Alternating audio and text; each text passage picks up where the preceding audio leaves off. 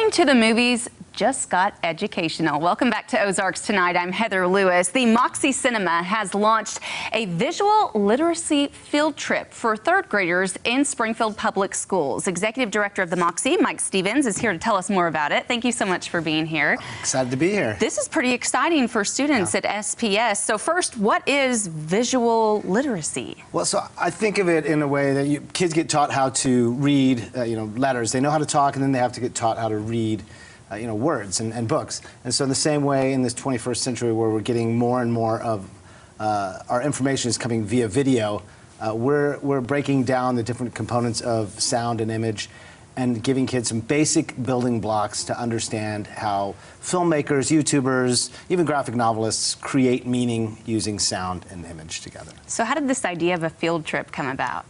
Well, so we've been thinking about it a long time, kind of trying to think not only how do we do something more than just offer films for kids or short films. And we looked at other programs. There's a Jacob Burns Film Center in suburban New York City that has an amazing education program. And so I've talked to them multiple times over the years at right before Sundance Film Festival. There's a Art House Convergence that I go to. And they just very supportive, kept on giving us great feedback. And finally we took the plunge and we launched it. So this is the first year for this, and it's specifically for third graders. Why that age group? It is keyed in on third graders because at Springfield Public Schools, who we partnered with to build this whole program, that is the year they get Chromebooks through their Ignite program. So they come home with Chromebooks, really solidifying this idea that in this day and age, we're really on devices that are giving us video on a regular basis. And so we thought that would be the ideal time to start giving kids tools and strategies to decode what they're receiving. So tell me about these workshops. What happens there?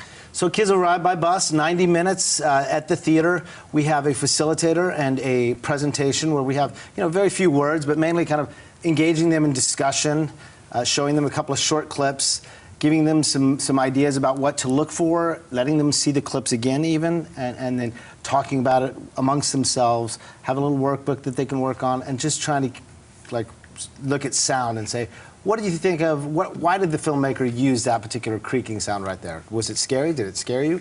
Kind of just starting to unpack meaning from different components and then giving them this idea that this is very intentional. There are deliberate choices being made, whether it's an advertisement or a news segment that people are making to create some kind of meaning or to make you feel something. Exactly, yeah, create action or provoke some kind of emotion. Correct. What has been some of the feedback from the students?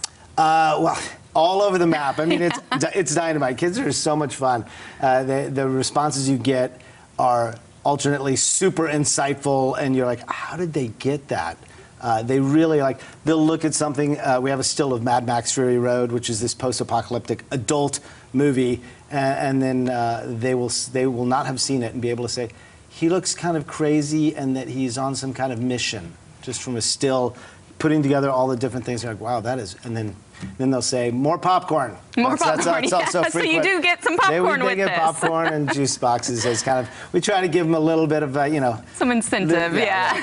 Right, make it go down easier. So this is a partnership with SPS. How is this being funded? So it is being funded by largely our members at the Moxie do a lot of the support. Just as a nonprofit organization, we have fantastic member support. And then we also got a great grant from the Springfield Regional Arts Council that is a $5,000 grant that is helping fund this to launch this program. That's right. Okay. And an education program is already in place at the Moxie. So tell me what you guys do outside of this new thing that's happening to teach students about how to decode this information. So it all started maybe 8 years ago. So I have kids, and I really wanted to bring them to the theater. So about 8 years ago, we started doing Moxie Mornings, which is a program for 2 to 6-year-olds where they can come in, 30 minutes of short films, largely European animated short films that they maybe wouldn't have seen otherwise. And that's usually has a theme to it, and then they'll go out for an art activity.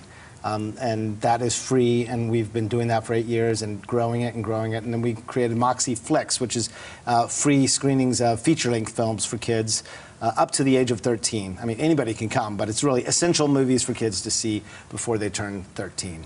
Very good. The field trips are underway now. So students are probably going to go home, talk to their parents about this too. How can parents encourage more visual literacy skills for their kids? I think basically, don't use the time when the kid's watching something on TV or on the computer as a chance to check out. Every once in a while, check in and look at what's happening on screen and start to unpack it. Say, why did you get upset right there? Why do you think Scooby-Doo did that? Just engaging with what's happening in front of them instead of using it as a chance to kind of zone out would be my first piece of advice, and then choosing wisely what you're presenting to them. Very good. And how can people learn more about the education programs that you have at Moxie? MoxieCinema.com. That's where we keep all the information, and we're so excited to be doing this program. All right, this is the Executive Director of the Moxie Cinema, Mike Stevens. Thanks so much for being here. Thank you. We'll be right back.